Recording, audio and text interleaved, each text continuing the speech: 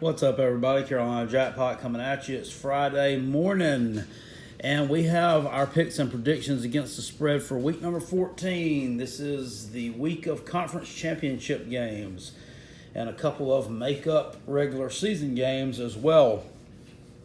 Last week, to be quite honest with you, I have not tallied up. I split that into two videos. Things have not slowed down, and it's been a very, very hectic time, and I would normally have gotten this video up much sooner in the week, perhaps Tuesday, but just didn't get it done. I had too much other stuff to take care of, but we're coming with it today so that we'll get all the games in before they get started, because we have two tonight. We have the MAC Conference Championship game in Detroit at 7 o'clock, and then at 8 o'clock from Levi's Stadium in Santa Clara, California, home of the 49ers, got the Pac-12 championship game. Let's get to them. NIU, Northern Illinois, the Huskies, and Buffalo are playing tonight at Ford Field in Detroit. Buffalo is laying 3.5 against Northern Illinois Huskies. Northern Illinois 75. Buffalo 10-2 on the year. Buffalo's losses came to Army, and then in kind of blowout fashion against Ohio U. Still were able to win that MAC East, though. NIU, of their 5 losses, 3 of them were to Power 5 teams, Iowa, Utah, and Florida State. Their offense has looked anemic at times, and their run defense is actually the strength of that unit. Buffalo is a very explosive team. If you've watched them this year, I've been real high on the Buffalo Bulls. They can score at literally any time from anywhere on the field. They got a running back named Jarrett Patterson who's really good. Their quarterback, if you haven't seen Tyree Jackson in action, you owe it to yourself to watch this game tonight. This dude's like 6'7". He's huge, but surprisingly very agile and looks really coordinated out there throwing the ball. Buffalo, I think they're just too much offense there for NIU. NIU's really struggled to score points this year, albeit their schedule has been kind of tough. Let's face it. The Power 5 teams they face, they're not, Utah's in a conference championship game. I get that. Iowa was a decent team to start off the field, but Florida State, they lost to Florida State pretty bad in like week 3 or 4. And Florida State, absolutely abysmal this year. Of course, better than Northern Illinois. You'd have thought they would perform better than that, though. Go ahead and give me the Bulls. The Bulls to cover in this one. Very high on that team. I'm surprised that the coach is still there, to be honest with you, and hadn't gotten one of these other jobs. But we're hiring people like Mike Brown at some of these places. Excuse me. Not there's anything wrong with Matt Brown. Utah versus Washington. Washington is laying 5.5 against Utah. I think this is about right.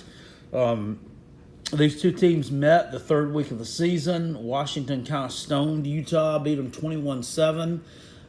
Washington, one of the better defenses in the Power 5. Utah has started off really hot, but their quarterback, Tyler Huntley, and their running back, Zach Moss, are both out injured. I think Huntley broke his collarbone, and Zach Moss messed his knee up or his ankle up in practice.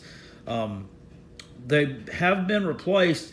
They have a running back named Armand Shine who rushed for 174 yards against Oregon a couple weeks ago, and the quarterback that they replaced Huntley with, Jason Shelley, led a comeback win over BYU last week. That's the key. A comeback over BYU. BYU hasn't been good this year since that thing with Wisconsin, which we thought was, some huge upset at the time. But, really, was it really? I just think Washington's on a bit more of a roll right now. That win over Washington State and that Apple Cup thing on the road really impressed me.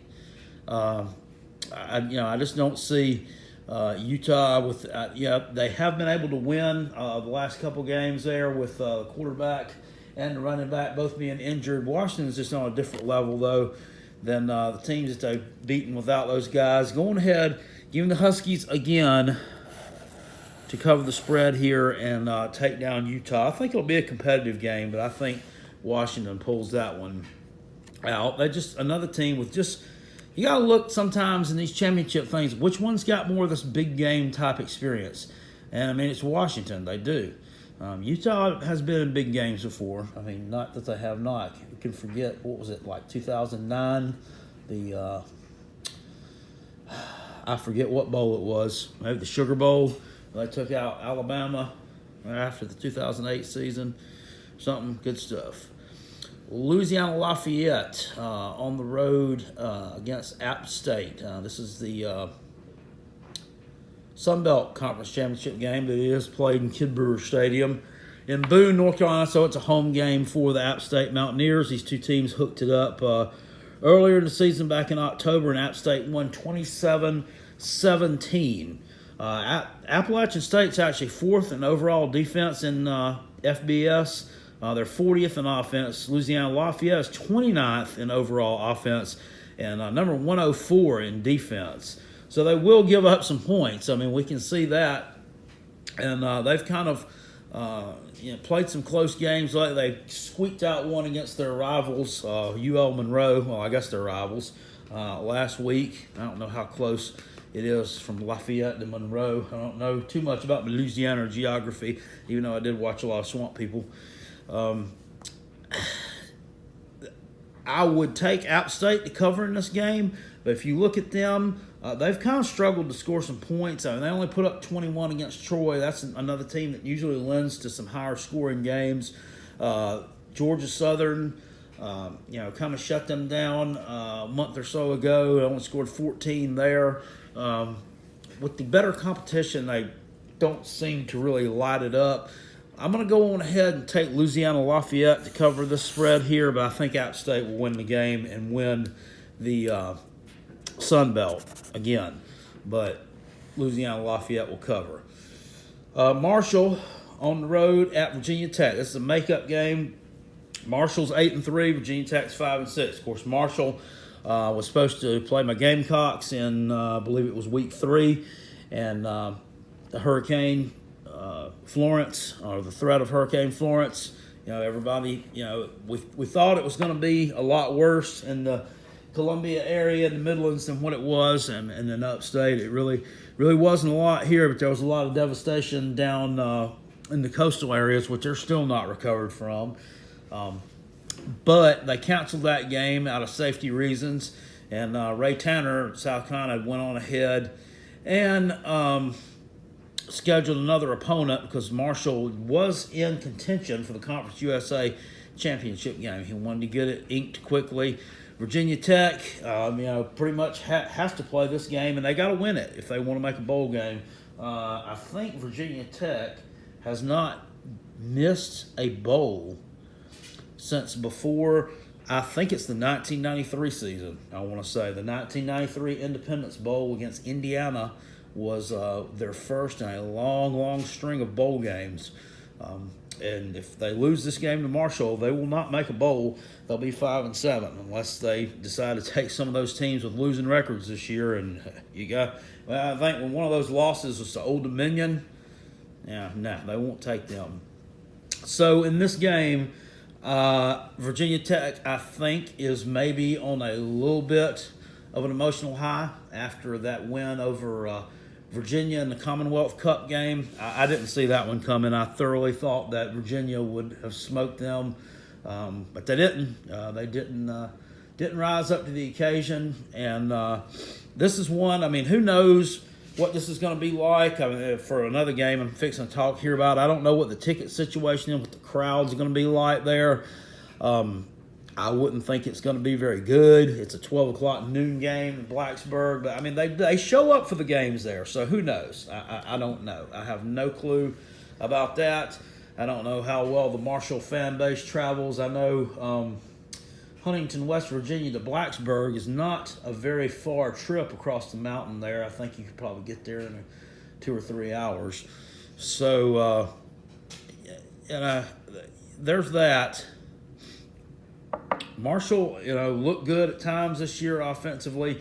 Their loss, they did play when they're talking about a team of Power 5 type caliber. They didn't play my Gamecocks. They played NC State and lost that game at home. Go on ahead here. I'm going to go on and take Virginia Tech to cover in this game just because, they want that bowl game. They got to have it. They have more riding on this than Marshall does, to be honest. I mean, nobody really expects. If Marshall wins, it would not shock me one bit. If I'm wrong on this prediction, of any of these predictions I'm making, I'm least confident about this one. I really am. Would not surprise me at all to see Marshall win that game, but just because of the fact the bowl is riding on it, and probably some questions for Justin Fuente. Like, is this the right guy for the job? Because they've lost some bad games this year. That Georgia Tech loss was a bad loss. They lost to Pittsburgh by like 30 points. They dropped that game to Old Dominion, which I already alluded to. Virginia Tech needs to win that game, and I think they will. Big one here, Texas versus Oklahoma, Big 12 championship game. This one will be played in the Dallas Cowboys Stadium in Arlington, Texas. Forgive me, I don't call it Jerry's World like everybody else does. It's the Dallas Cowboys Stadium. That's what it is. And that will be a good venue for this. Of course, their previous matchup this year was in the Cotton Bowl, venerable old stadium in downtown Dallas, Texas. Or was it? I don't know. I have to check that. I got to fact check that one. I can't even remember. That game may have been in the same place. I think it is in the Cotton Bowl. It's in the Cotton Bowl. The place is still there. Yeah. But this should be, like a split top crowd there. Oklahoma is laying 8 against Texas. I think it's too much. Oklahoma is a tale of two teams. They're number one team offensively in the country, and that's even without their running back Rodney Anderson, who got hurt, I believe. When did Rodney Anderson get hurt? I believe that was before the Army game. It may have been the Florida Atlantic game. I can't remember. I have to go back and check that one too. All this stuff happens all year long. You can't keep your memory bank straight on all of it. Oklahoma has been a little bit better lately. If you want to look at both these teams, all of them have played some really close games against teams I didn't really think would be close. Both of them let Kansas stay within 2 scores. Oklahoma and Kyler Murray, has lit it up all year long. They lit it up against Texas in the Red River shootout game, which Texas won. What was it? Was 48-45, 45-42, something like that. So a 3-point game. They won in overtime. That's the only loss of the year for Oklahoma. So this is kind of a revenge spot for them. Texas hasn't been in the Big 12 championship game. This is a tough one, too. But I think this is just too many points, and I think Texas is going to cover here. I think they're going to keep this thing very, very close and very, very competitive. Give me Oklahoma probably to win the game and win the Big 12, but I think Texas is going to cover it, and that wouldn't shock me to see them win either. Akron, the Zips, on the road against my Gamecocks. Gamecocks are laying 30 at home in Williams-Brice. Going ahead and make this one pretty quick. I'm going to pick Akron to cover in this game. Reason being, first off, we're literally having to give tickets away to this game to get people to come. They're giving them away for free. What I saw today on Twitter, there were some really classy Clemson fans who took some of the tickets. Let me have 8 of them for me and my friends, or something I saw on Twitter. And they're getting these tickets, which, I think these were meant for military people, military families, and stuff like that sort. So, once again, props to them for always being classy and keeping it cool there. Nothing against the classy Clem Dump fans, but some of them they are what they are. We're always in their heads. Even it's sad that we're in their head and they're playing in a championship game, and which we'll talk about soon enough here. I just don't think that we're really going to put a whole lot of effort into this one. Which they've got to stay on their toes. They better come to play the game, get it, win it in the first half, and let's just let it be over and done with. I mean, I could see us winning this game something like 31-7 or, 30-10 or something like that. Akron did upset Northwestern really early in the season, which that's a head scratcher, but Northwestern is one of the most mysterious teams to grace the college football landscape every year. I mean, they will do things like that. Lose to Akron, but they end up in the Big Ten championship game. They hadn't done a whole lot since then. Their MAC schedule, near the bottom of the MAC. They struggled to beat Kent State, one of the worst teams in college football. I mean, I can't say a lot about them. Other than that, Gamecocks last week, what can you say? Jake Bentley, 510 yards against Clemson. That was the game plan. The Gamecocks did exactly, as I've already alluded to, what I knew that they were going to try to do. They tried to play a shootout game with Clemson, and just like I predicted, they just did not have enough bullets to complete the shootout, and didn't have enough bullets to stop them. That was, we're missing 7 starters on defense for that game. Not having Dennis DJ Wanham on the line, the rush end to put a little bit of pressure on Trevor Sunshine Lawrence. That was one of the telling factors. Lawrence was still going to get his touchdowns. He was still going to throw his completions. But that's one thing that he has not been pressured all year long. And we didn't pressure him either. And ultimately, that's what led to our downfall. But in this game, hopefully, they're going to rest the people, get them rested up for bowl game coming up down the road.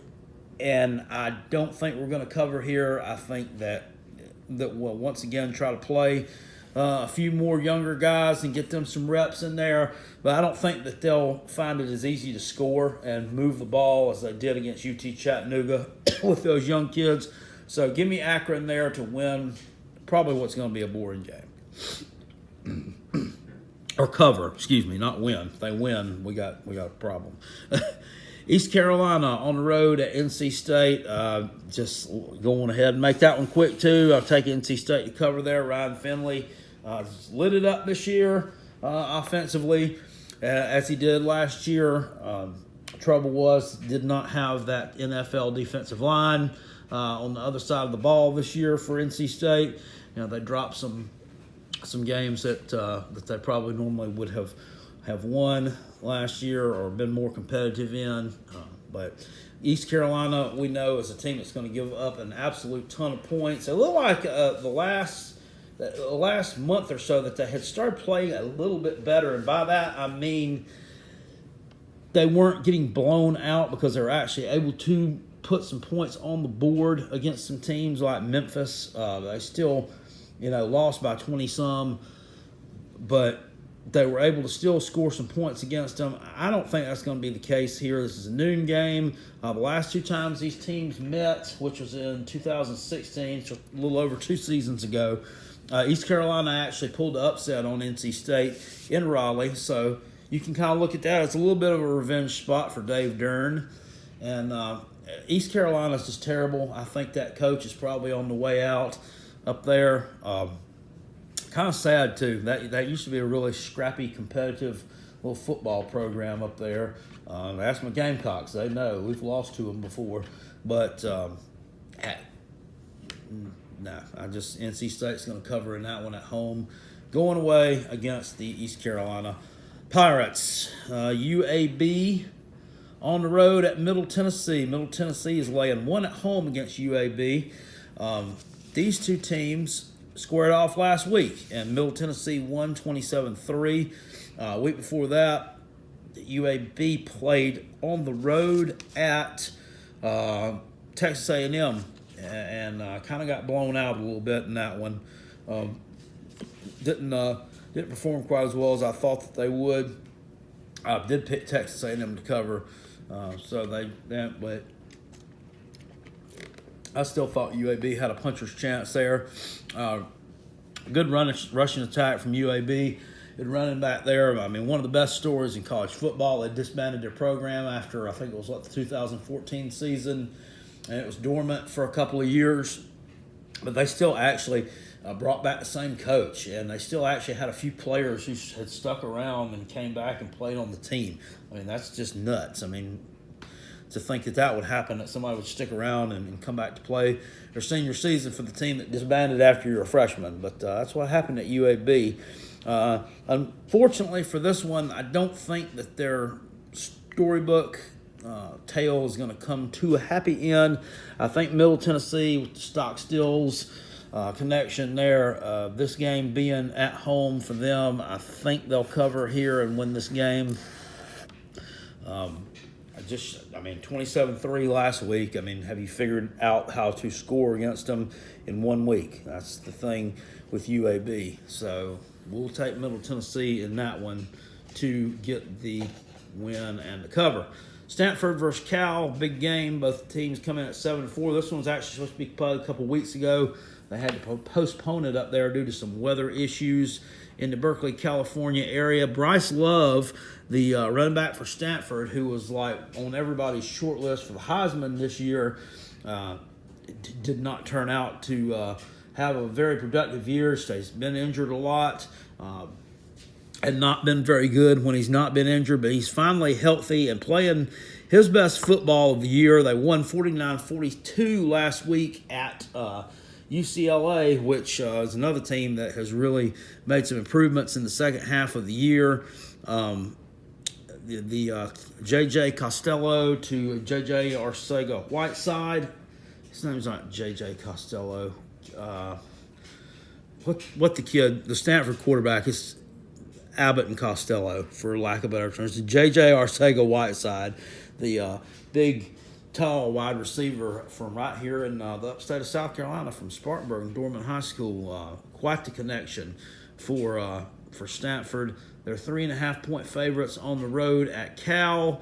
I'm going to go on ahead and take Stanford to cover in this one. I think they're just starting to peak at the right time. Cal has relied on their defense a little bit the past few weeks. They've got a really good running back too. His last name's Laird, but he's really good also. Academic All-American type player. But I think Stanford's still a little bit too much for the Golden Bears in that one, and they cover.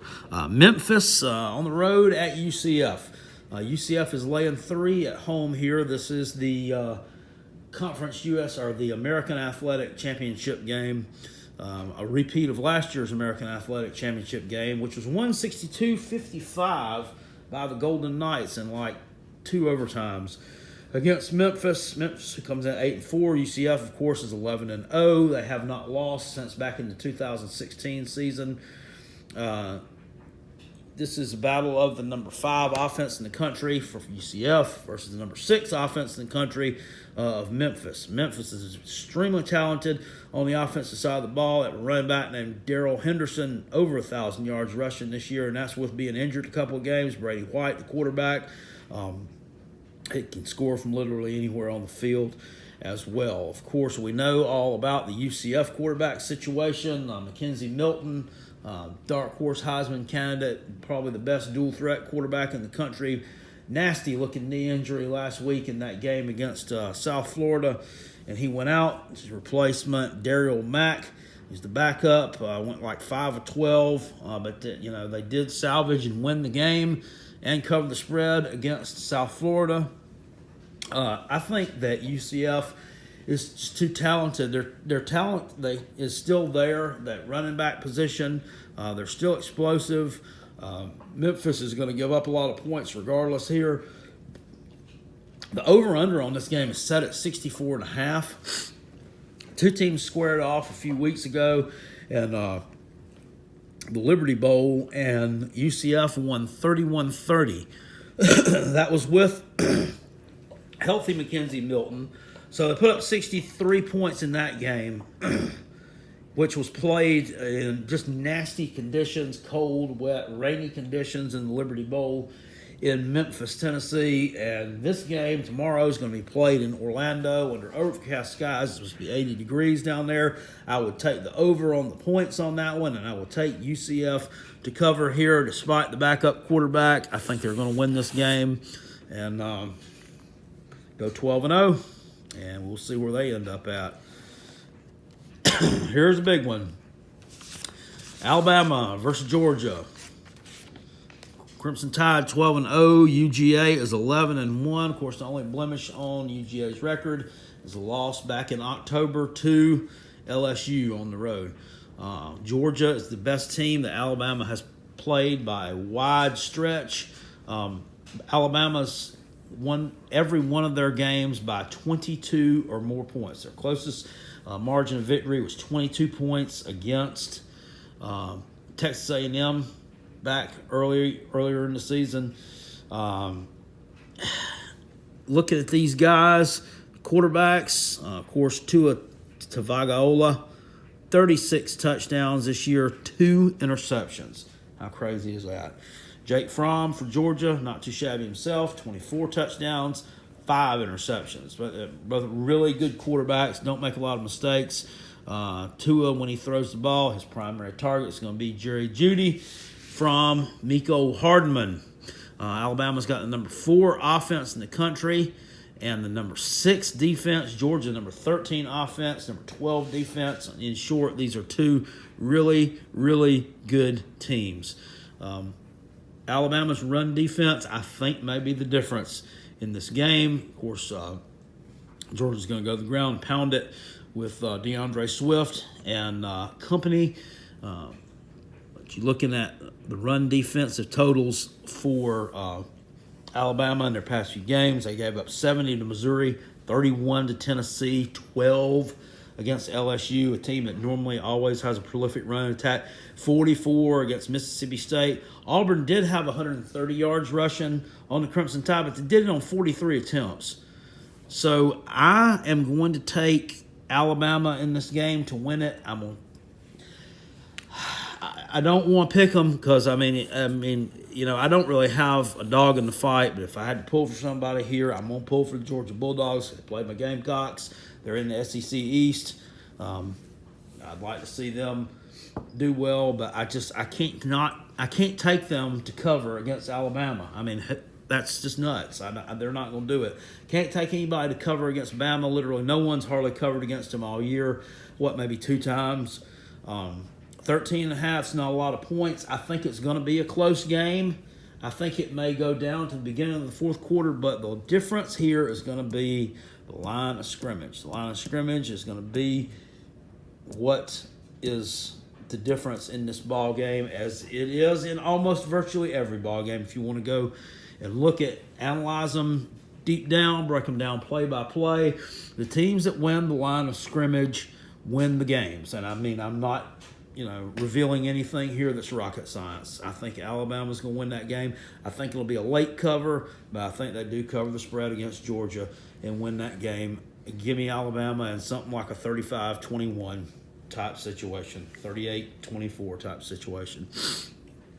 Fresno State at Boise State.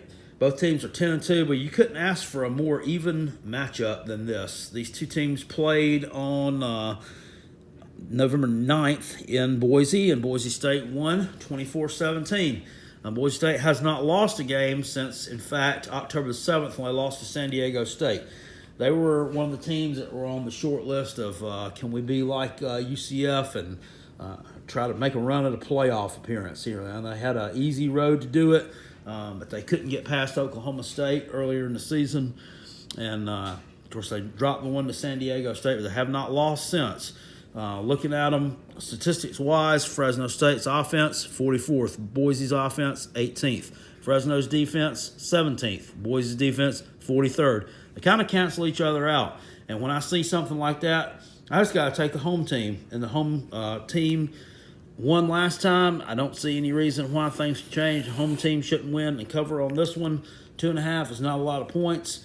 Give me Boise State to win the MAC in that one. The MAC, the Mountain West. All right, tongue-tied. All right, last two. My favorite team in the world, Clemson Tigers, 12-0, taking on Pittsburgh, who is 7-5. You could kind of argue this is a little bit of a revenge spot from a couple of years ago. They spoiled Clemson's regular season in 2016. Pittsburgh did with the 43-42 win in Death Valley. Chris Blewett knocking down the long field goal there at the end to give the Panthers the awesome victory in that one.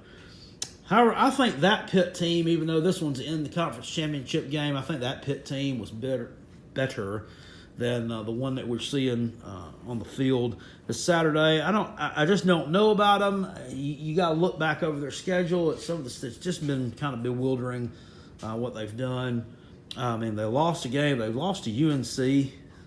I mean, nobody's lost to UNC. They lost to UNC. They got beat by Penn State. They were absolutely drummed by Penn State. It was like 51-6 at home.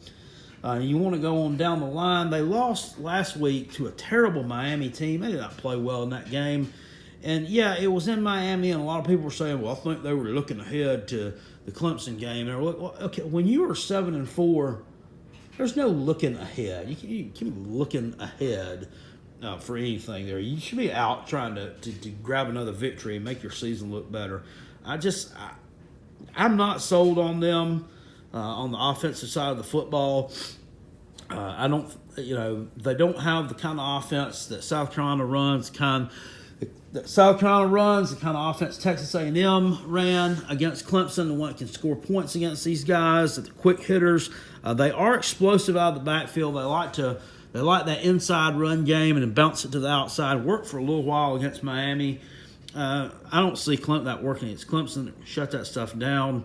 That Clemson defense, they've been ragged on a little bit after last week's performance against the Gamecocks. Gave up over 600 yards to us.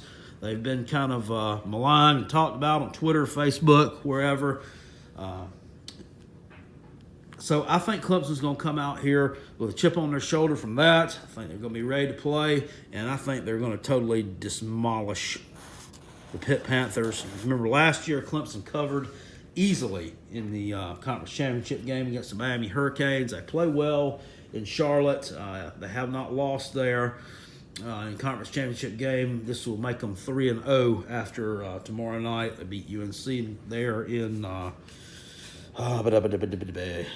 let me see, 2015 and 2016 with the win, or 2017 last year with the win against Miami. I have to go back and fact check myself on that too. They did play a conference championship game against Georgia Tech back in like 2009. That may have been in Charlotte, which they lost that one, but I'd have to go back and look.